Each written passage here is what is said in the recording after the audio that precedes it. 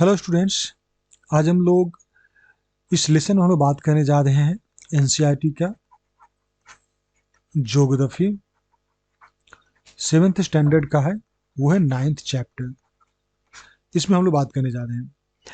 Chapter है life in the desserts. मरुस्थल में किस प्रकार का जीवन है उसके बारे में बात करते हैं। तो इन सब कुछ चीज़ों को समझने से पहले हम लोग सबसे पहले समझना होगा डिजर्ट होता क्या है। डिजर्ट को हम लोग हिंदी में कहते हैं मरुस्थल। मरुस्थल का मतलब होता है कि वहाँ पर उपजाऊ भूमि नहीं होता है, वहाँ पर खेती करना संभव नहीं है। तो ऐसे जो भूभाग होते हैं जहाँ पर इस तरह का मतलब ज़्यादा रेनफॉल नहीं हो या फिर ज़्यादा वहाँ पे बर्फ गिरता हो, तो उस जगह पे जीवन यापन करना बहुत मुश्किल होता है। इन दोनों क्षेत्रों को हम लोग डिजर्ट कहते हैं, मरुस्थल कहते हैं। हम लोग टेम्परेचर और रेनफॉल के आधार पे, टेम्परेचर एंड रेनफॉल के आधार पे डिजर्ट को हम लोग क्लासिफाई करते हैं दो भाग में।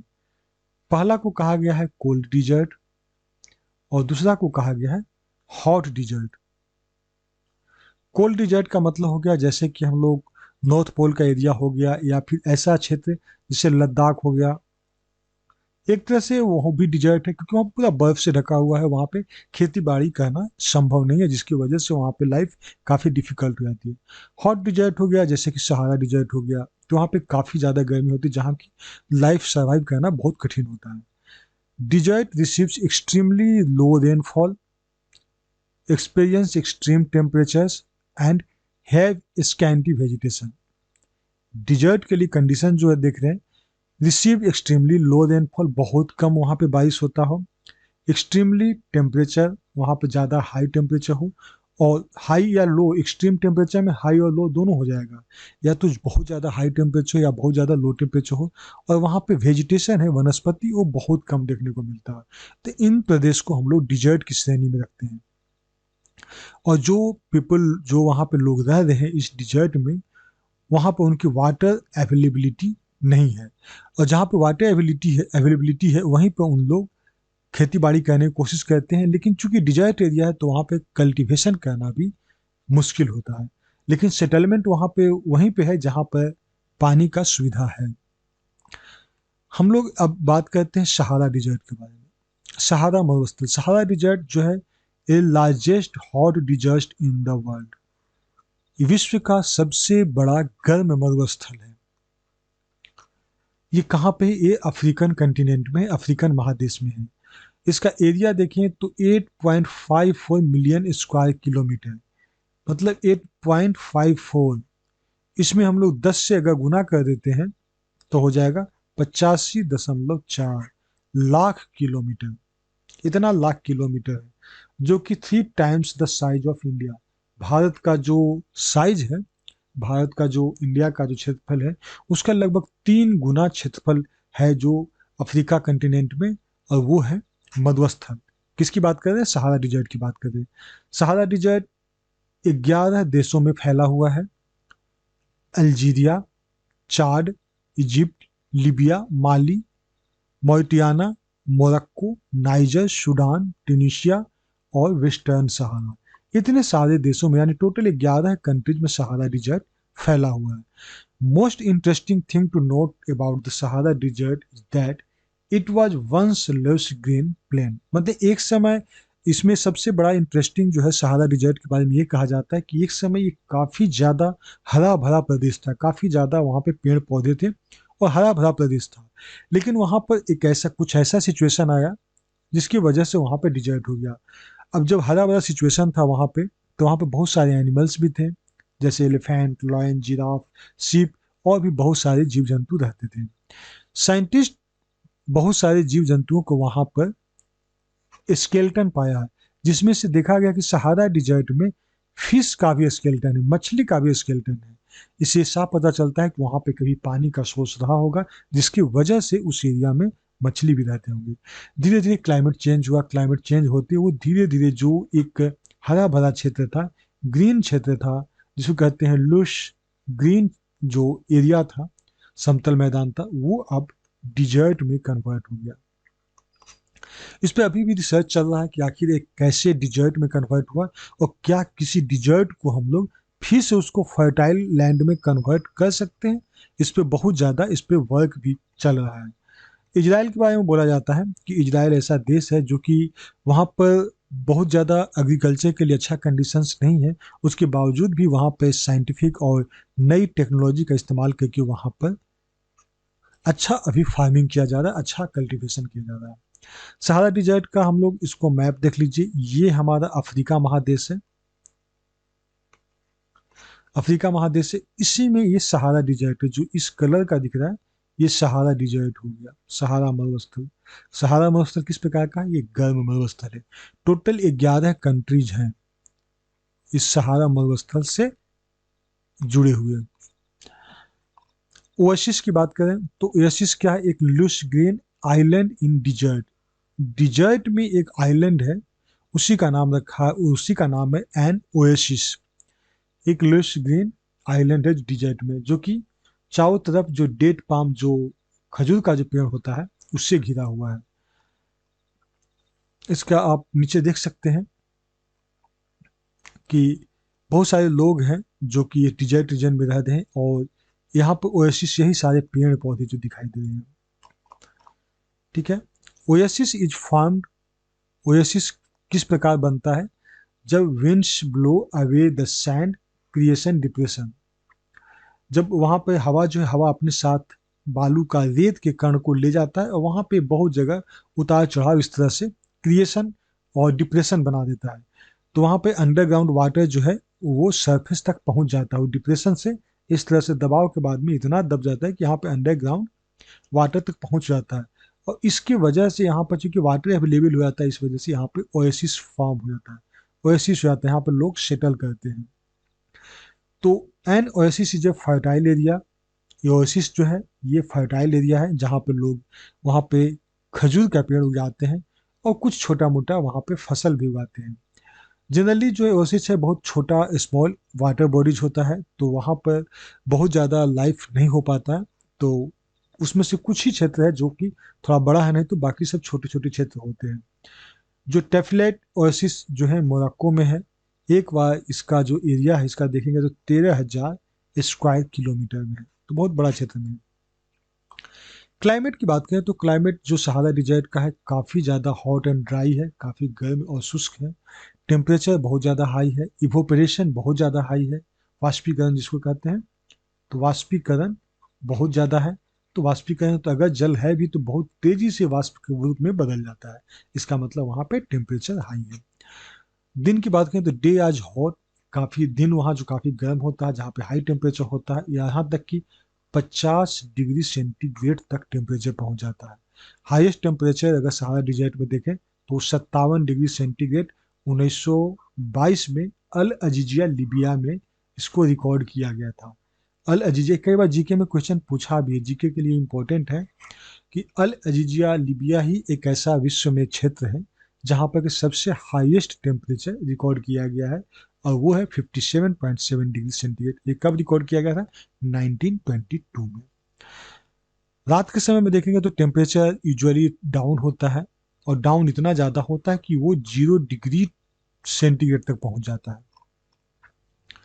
पेड़ पौधे की बात करें, फ्लोरा फौना, तो वहाँ पे पाम, डेट्स, ताड़ और खजूर, अकेशिया, कैक्टस, ये सब जनरली हॉट डिजर्ट में उगते हैं। ओएसिस के आसपास में देखेंगे कि एनिमल्स जैसे कि ऊंट, बिच्छू, सियार, लोमड़ी, ये सब, और बहुत सारे वेराइटी ऑफ स्नेक्स यानी सांप भी वहाँ पे पाए जाते हैं। लोगों की बात करें तो वहाँ पे जो लोग हैं सहारा डिजर्ट में, वो पॉपुलेटेड, मतलब स्पर्शली पॉपुलेटेड है, डेंस नहीं है, मतलब वो तितर बितर, ऐसा नहीं कि एक जगह ज़्यादा, क्योंकि वहाँ पर अगर एक जगह ज़्यादा रहेंगे तो वहाँ पर जो रिसोर्सेज है या जल है उसका बहुत तेजी से खपत होगा। इसकी वजह से इनका जहाँ पर जल मिला, जहाँ पर उनको सुविधा मिला, वहाँ वापस सेटल कर, इस वजह से स्पार्सली सेटलमेंट है वहाँ पे। स्पार्सली सेटलमेंट है क्यों? क्योंकि वहाँ पे एक्सट्रीम क्लाइमेट है, बहुत ज़्यादा या तो ठंड है, बहुत ज़्यादा गर्म है। Two main groups of people living in Bedouins and Tuaregs. तो इस तरह के दो तरह के लोग जो है इस तरह के एरिया में रहते हैं। ये लोग कैसे हैं? नोमेडिक ट्राइब है, भटक, मतलब कि ये भटकते हुए एक ट्राइब है, जो आज यहाँ पे हैं कुछ दिन बाद कहीं और शिफ्ट कर गए, फिर कुछ दिन और शिफ्ट कर गए, तो इस तरह से ये नोबेडिक है। इन लोग का परमानेंट वास स्थल नहीं होता, जो एक जगह से दूसरी जगह मूव करते रहते हैं। ये सब ट्राइब्स जो है कुछ एनिमल्स को भी पालते हैं, जैसे गोट हो गया, ऊंट हो गया, भेड़ हो गया, घोड़े, ये सब कुछ एनिमल्स को भी पालते हैं, जिसमें से कुछ का दूध निकालते हैं, मिल्क का इस्तेमाल करते हैं, कुछ का चमड़े का भी इस्तेमाल करते हैं।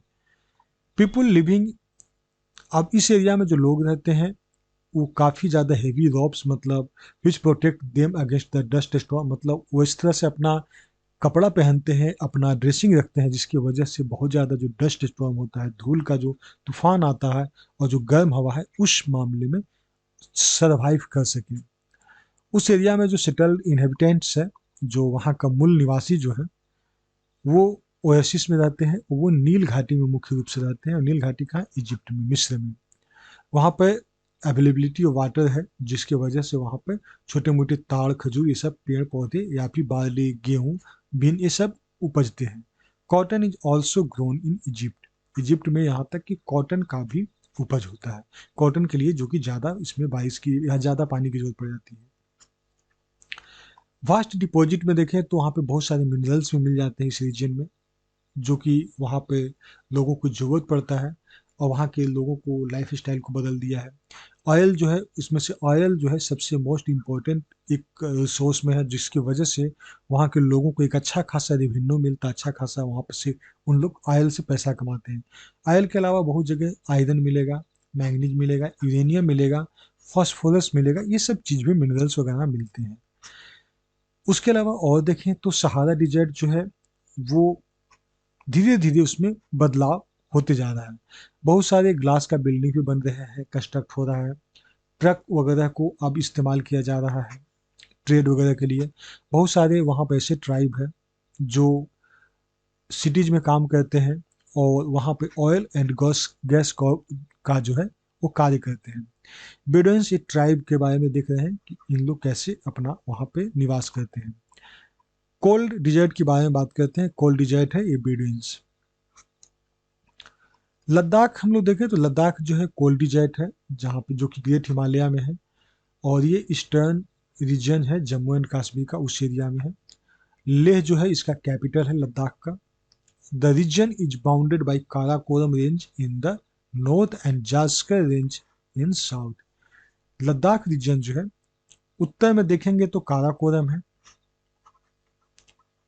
काराकोरम माउंटेन रेंज, और अगर दक्षिण में इसको देखेंगे तो जास्कर रेंज है, माउंटेन रेंज है, हिमालय का ही रेंज है, इस एरिया पाया जाता है। लद्दाख जो है होम टू सेवरल ग्लेशियर्स, जैसे कि हिमाद्री या गंगोत्री कह सकते हैं। तो लद्दाख एक ऐसा क्षेत्र है जहाँ पे बहुत सारी हिमनद भी है, बर्फ की नदियाँ भी हैं। क्लाइमेट की बात करें तो क्लाइमेट है, वो है लद्दाख में काफ़ी ऊंचाई पे है, और क्लाइमेट ऊंचाई पे रहने की वजह से यहाँ पे कोल्ड और ड्राई क्लाइमेट है। यहाँ पे बारिश नहीं होती है, बहुत कम होती है, और वहाँ का टेम्परेचर काफ़ी ज़्यादा लो होता है, जिसकी वजह से कोल्ड होता है। क्योंकि वहाँ पे एयर जो है हाई एल्टीट्यूड पे बहुत थीन होता है, जिसकी वजह से सन जो है वो काफ़ी ज़्यादा वहाँ पे इंटेंसली गिरता है, जो हाई एल्टीट्यूड वाला एरिया है, ऊंची क्षेत्र वाला एरिया में। दिन के समय देखेंगे टेम्परेचर जो है वो 0 डिग्री से थोड़ा सा ऊंचा होता है, लेकिन नाइट में देखेंगे वो 0 से बहुत नीचे -30 डिग्री सेंटीग्रेड तक पहुंच जाता है लद्दाख रीजन। विंटर के समय में देखेंगे तो टेम्परेचर जनरली जो है -40 डिग्री सेंटीग्रेड पे ये बना ही रहता है, दिन हो या रात हो। लद्दाख में बात करें तो रेन शेडो है हिमालय का वजह से। वहाँ पे रेन शेडो का मतलब होता है कि वहाँ पे बारिश नहीं हो पाता है। उसका वजह है कि मानसून जब ट्रेवल करता है तो वो रेन शेडो है, मतलब उसके बगल से पार हो जाता है, लेकिन वहाँ पे कुछ पहाड़ वगैरह से टकराता नहीं है, जिसकी वजह से बारिश नहीं हो पाती है। तो हिमालय का ये रेन शेडो एरिया में आ जाता है लद्दाख। इसका मतलब हो गया कि region is sheltered from the rain bearing winds by the mountain. इसके बारे में हम लोग आगे जब हम लोग मानसून पढ़ेंगे तो उसमें हम लोग समझेंगे। तो यहाँ पे रेनफॉल बहुत कम होता है, 10 सेंटीमीटर, मतलब उससे भी कम होता है। रीजन्स जो है काफ़ी ज़्यादा कोल्ड विंड होता है, और वहाँ पे इंटेंस सनलाइट, दिन के समय में काफ़ी इंटेंस सनलाइट आता है, तीखा आता है। फ्लोरा फोना की बात करें तो फ्लोरा फोना, वहाँ पे एक्सट्रीम क्लाइमेट है, जानते हैं कि हम लोग वहाँ पे ठंड प्रदेश है, तो वहाँ पे काफ़ी कम बारिश होती है, जिसकी वजह से वहाँ पर जो वेजिटेशन है, वनस्पति, वो बहुत स्कैंटी है, बहुत कम है। बहुत सारे ग्रास जो है वहाँ पे पाए जाते हैं लोअर एल्टीट्यूड, जो कि एनिमल्स के लिए सही है, जो कि वहाँ पे भेड़ पालन या फिर और जो उस एरिया में जो सर्वाइव करने वाले जीव हैं उनके लिए भोजन का रूप में काम करता है। विलोज एंड पॉपुलर, ये उस एरिया का दो गो प्रमुख पेड़ का जो प्रजाति है, जो कि उस एरिया में हर जगह पाया जाता है, ज्यादातर पाया जाता है। समर के समय में, गर्मी के समय में देखेंगे कि उस एरिया में लोग सेव, अप्रीकोट और वालनट, ये सब को यानी कुछ फ्रूट्स वगैरह का उपजाते हैं। Red star, robin, Tibetan snowcock, raven, ये सब जो कुछ स्पीसीज है जो कि पक्षी का है, उस एरिया में पाए जाते हैं। एनिमल्स में देखें तो वाइल्ड शीप है, जंगली भेड़, जंगली बकरी, याक, ये सब जो है कॉमनली उस एरिया में पाए जाते हैं, जो कि ठंडा प्रदेश में सर्वाइव कर सकते हैं। और ये एनिमल्स जो है दूध के लिए, मिल्क और मिल्क प्रोडक्ट के लिए, और शीप को पाला जाता है उलेन निकालने के लिए, ऊन के लिए। तिब्बतन एंटीलोप, तिब्बतन एंटीलोप जिसका नाम है चीरू, देख सकते हैं आप यहाँ पे, ये फोटो है। तिब्बतन एंटीलोप है चीरो, जो कि एक इंडेंजर्ड स्पीसीज में माना गया है। इंडेंजर्ड स्पीसीज का मतलब होता है कि इसको संयुक्त राष्ट्र संघ द्वारा इसको लिस्ट किया गया वैसे जीव के रूप में जो इस पृथ्वी पर बहुत कम है और उनकी आबादी अब खतरे में है, मतलब वो अब बिल्कुल विनाश के कगार पे है। तो ऐसे इंडेंजर्ड स्पीसीज में इसको काउंट किया गया है चीरू को। और ये किस लिए फेमस है? ये फेमस है ऊल के लिए, जिसको नाम है संतूष। संतूष ऊल के लिए फेमस है। क्यों? क्योंकि ये हल्का होता है और काफी अच्छा गर्मी भी देता है। लोगों की बात करते हैं तो लोग वहाँ पे कैसे रहते हैं, तो वहाँ पे ज्यादातर लोग जो है मुस्लिम और बौद्धिस्ट हैं। बहुत सारे बौद्धिस्ट मठ वहाँ पे आपको दिखाई देंगे। बहुत सारे फेमस मठ में है हेमिस, से एंड लामाईरू। उस एरिया के लोग जो हैं आलू मुख्य रूप से खेती करते हैं, जौ, मटर, बीन्स और टोनिप इस तरह के फसल को भी उपजाते हैं। ठंड के समय में लोग घर के अंदर ही सेलिब्रेट करते हैं सारा जो त्योहार या सेरेमनी, जो सब घर के अंदर ही रहना पसंद करते हैं। लद्दाख में वुमेन देखेंगे कि वहाँ पे औरतें जो है बहुत ज़्यादा हार्ड वर्किंग होती है, जिसकी वजह से वो घर घर का सारा काम करती है इतनी ठंड में। उस एरिया में खेती बाड़ी करना या फिर छोटा मोटा बिजनेस या फिर छोटा मोटा दुकान करना भी, ये सब उस एरिया के ज़्यादातर महिलाएं ही करती हैं। टूरिज्म के रूप में देखें तो टूरिज्म उस एरिया का एक बहुत बड़ा एक एक्टिविटी है, जिसकी वजह से वहाँ के बहुत सारे लोगों के लिए एक रेवेन्यू जनरेट होता है। तो टूरिज्म एक मेजर एक्टिविटी उस रीजन के लिए। वहाँ पे लोग जो स्नो कैप्ड माउंटेन है उसको लोग देखने आते हैं, वहाँ का जो ग्लेशियर है, बर्फ की नदी, उस सबको देखने आते हैं। Since very few resources are available, चूंकि वहाँ पर बहुत ज़्यादा संसाधन उपलब्ध नहीं है, तो वहाँ के लोग जो है they do not waste any resource. तो इस कारण वहाँ के लोग रिसोर्सेज को, संसाधन के महत्व को उन लोग समझते हैं। इस एरिया में जो लोग रहते हैं वो बिल्कुल हारमोनी और नेचर में रहते हैं, बिल्कुल शांतिपूर्वक अपना जीवन बिताते हैं, ये सारे पहाड़ी लोग। तो ये सब लोग जो है बहुत शांतिपूर्वक जीवन बिताते हैं, क्योंकि उनके पास इतनी ज़्यादा संसाधन नहीं है कि वो एक दूसरे के संसाधन को नष्ट कर सकें। लेह की बात करें तो लेह जो है वो कश्मीर वैली से कनेक्टेड है। और ये जो नेशनल हाईवे 1A से लद्दाख यानी लेह को कनेक्ट किया गया है। देख सकते हैं कि उधर बौद्धिस्ट जो मॉन्टेस्ट्री है, मोनेस्ट्री बहुत ज़्यादा इसमें पाया जाता है, जिसमें कि बौद्ध धर्म और मुस्लिम धर्म मुख्य रूप से उस क्षेत्र में है। हम लोग इसको एक डायग्राम के थ्रू समझ जाते हैं, लाइफ इन डिजर्ट। ठीक है, किस तरह का डिजर्ट? दो तरह के डिजर्ट देखिए, एक हॉट डिजर्ट, एक कोल्ड डिजर्ट। हॉट डिजर्ट का एग्जाम्पल सहारा है, कोल्ड डिजर्ट का एग्जाम्पल लद्दाख है। हॉट डिजर्ट में देखें तो वहाँ का क्लाइमेट किस तरह का था, काफ़ी गर्म और शुष्क था। वहाँ दिन और रात काफ़ी गर्म होता है, दिन काफ़ी ज़्यादा गर्म और रात वहाँ पे काफ़ी ठंडा हो जाता है। पेड़ पौधे की बात करें तो हॉट डिजर्ट की बात करें तो वहाँ पेड़ पौधे में कैक्टस, ताड़, खजूर, अकेसिया। वहाँ के जीव जंतु में देखें तो ऊँट, फॉक्स, जयकाल, बिच्छू, सांप और कई तरह के छिपकली पाए जाते हैं। वहाँ के लोग जो है, लोग में कैसे हैं, बेडुइन्स और टुर्गिस, ये मुख्य रूप से दो जनजाति है जो वहाँ पे रहते हैं। अब बात करते हैं हम लोग कोल्ड डिजर्ट में। तो कोल्ड डिजर्ट के लोग जो है वहाँ पे मेजर जो है इनकम का सोर्स है वो है टूरिज्म है। फ्लोरा फोना की बात करें तो वहाँ पे घास, कुछ झाड़ियाँ हैं, सेब हो गया, एप्रीकोट, वालनट, ये सब उपजाया जाता है। वहाँ पे शीप, बकरी वाइल्ड शीप, याक, ये सब वहाँ पे जीव जंतु पाए जाते हैं। क्लाइमेट देखें तो वहाँ पे एक्सट्रीम कोल्ड क्लाइमेट होता है, और वहाँ पे काफ़ी जो हवा है वो काफ़ी फ्रीजिंग मैंने विंड होता है, काफ़ी ठंडी हवा बहता है। और वहाँ का जो सनलाइट है काफ़ी ज़्यादा हाई होता है, मतलब बर्निंग हॉट सनलाइट और extremely cold and dry condition. तो ये दोनों कंडीशन है, तो ये दोनों को हम लोग डिजर्ट कहेंगे। तो डिजर्ट के बारे में हम लोग पूरी तरह से डिटेल में समझ गए। तो okay, thank you and thanks for watching.